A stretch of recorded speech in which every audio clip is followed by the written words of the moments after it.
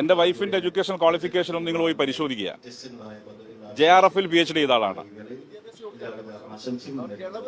അതൊന്ന് പോയി അന്വേഷിക്കണം.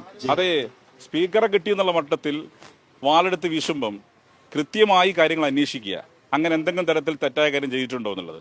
നിങ്ങളിത് ഒരാളെ കിട്ടിപ്പോയി എന്നുള്ള മട്ടിൽ ചാടി ഇറങ്ങരുത്. കാള പറ്റുമെന്ന് കേൾക്കുമ്പോൾ കാര്യമെടുക്കരുത്. കൃത്യമായി ഉത്തരവാദപ്പെട്ട ചാനലുകൾക്ക് ഒരു ഓൺലൈൻ നിലവാരത്തിലേക്ക് താണുപോകരുത്. അപ്പൊ കൃത്യമായി കാര്യങ്ങൾ മനസ്സിലാക്കണം. അതന്നെയല്ല പറയും, നിങ്ങൾ അന്വേഷിക്ക് പോയി അന്വേഷിക്ക്. അതെ, അന്വേഷിക്ക്. ആരൊക്കെ 4 വർഷത്തിലധികം കൂടി വർക്ക് ചെയ്തു എന്നുള്ള കാര്യം അന്വേഷിക്ക്. നിങ്ങൾ അന്വേഷിക്ക്. നിങ്ങൾ വാർത്ത കൊടുത്തോണ്ട് ഇത്ര ആവേശം, ഇത്ര രോഷാകുലാന്ന് അന്വേഷിക്കട്ടെ. ഏതും അന്വേഷിച്ചോട്ടെ. അതായത് ചില ഓൺലൈൻ നിലവാരത്തിലേക്ക് ഉത്തരവാദപ്പെട്ട ചാനൽ പോകുന്നു. അതുകൊണ്ടാണ് അയാൾ രോഷാകുലാന്നത്. അതുകൊണ്ട് അന്വേഷിക്കട്ടെ.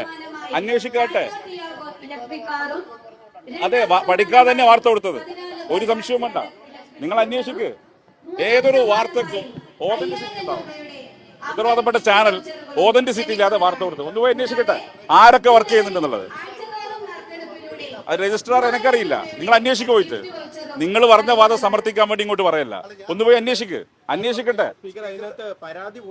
അതെ, പരാതിന്റെ നടപടി സ്വീകരിക്കട്ടെ. അതിൽ ആർക്ക് പ്രശ്നം?